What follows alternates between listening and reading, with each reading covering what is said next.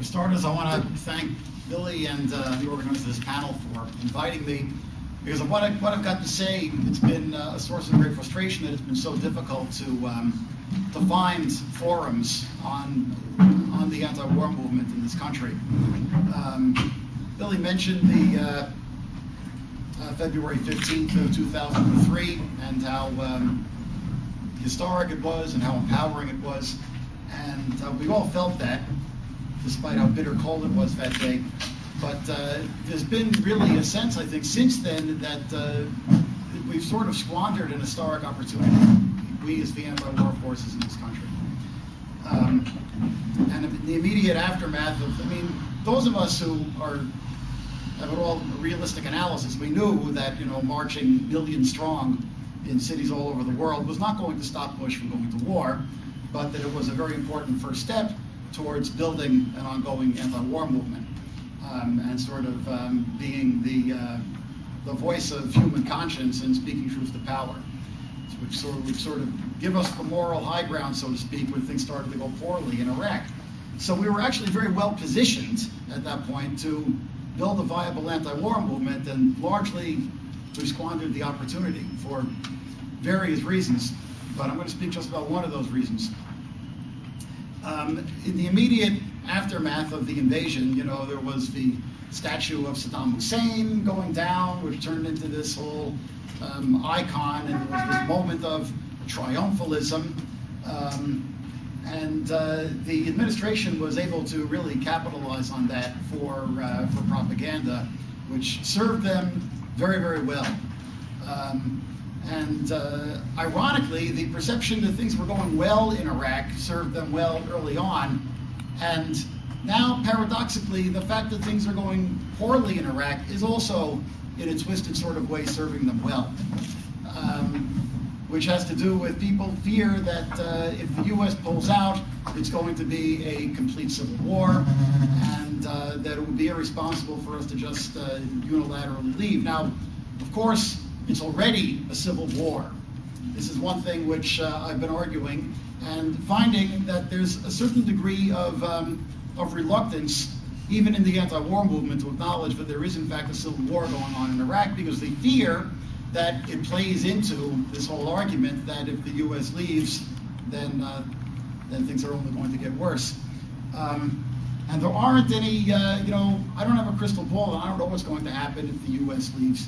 And in any event, it's not like we can just wave a magic wand and make the U.S. leave. The U.S. is going to leave in a political context, which brings me to the point that I'm here to talk about, which is, so in that moment when back in March of 2003, when the statue of Saddam was going down, it occurred to me that the most important thing which we have to do is we have to find progressive Iraqis who oppose the occupation of their country and seek leadership from them and give them a voice in the anti-war movement in our own organizing efforts, and build rigorous ties of human solidarity with them.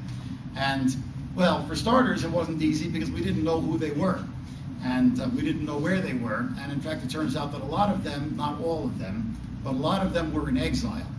And while we were wondering who they were, a lot of them were in fact returning from exile in Britain and Canada and elsewhere around the world to Iraq to sort of seize the time. There was a certain window of opportunity which had opened with the fall of Saddam, to sort of seize the time and try to build a vigorous civil left opposition movement which opposes the occupation. And in fact, they've done that. I didn't find out until a couple of years after the fact that they, in fact, were doing this. But now it's, it's actually starting to gain ground. The first group which I became aware of was ALFI, the Organization of Women's Freedom in Iraq. Some of their leaders, one by the name of Yanar Mohammed, visited New York a couple of years ago. I interviewed her on my radio show. Subsequently, the Organization of Women's Freedom in Iraq joined together with the Federation of Workers' Councils and Unions in Iraq, which is one of the major union federations, and with student unions, particularly at the University of Basra and Iskandariya in the north of the country, Basra in the south, Iskandariya in the north, and various other like-minded groups came together and formed a coalition called the Iraq Freedom Congress, which has got two minimum demands. One is they want all U.S. troops out immediately, and the other is that they want a secular state for Iraq. They don't want an Islamic fundamentalist state, whether it's of the Shiites or the Sunnis. They want a secular state where everybody is equal, regardless of their religious affiliation.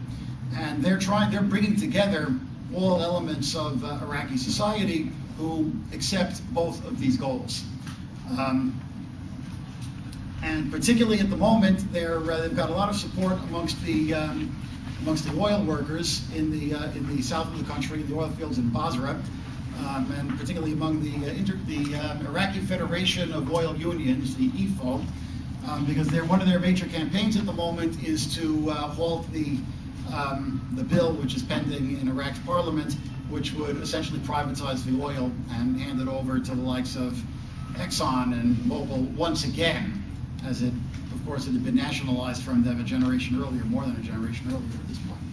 And it amazes me how little press attention this is getting in the United States.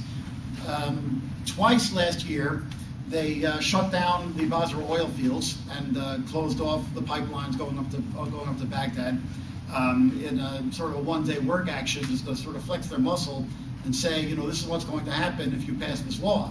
We're going to, you know, shut down the oil fields. Thus far, they haven't. The Parliament hasn't passed the law. So I think this is, I mean, the conventional wisdom from reading the New York Times is because the Sunnis and the Shiites and the Kurdish representatives in Parliament can't figure out how to apportion the oil wealth. And undoubtedly that's a factor, but I also think that this political muscle that the Iraq Freedom Congress and the Iraq Federation of Oil Unions have been showing has also been a factor.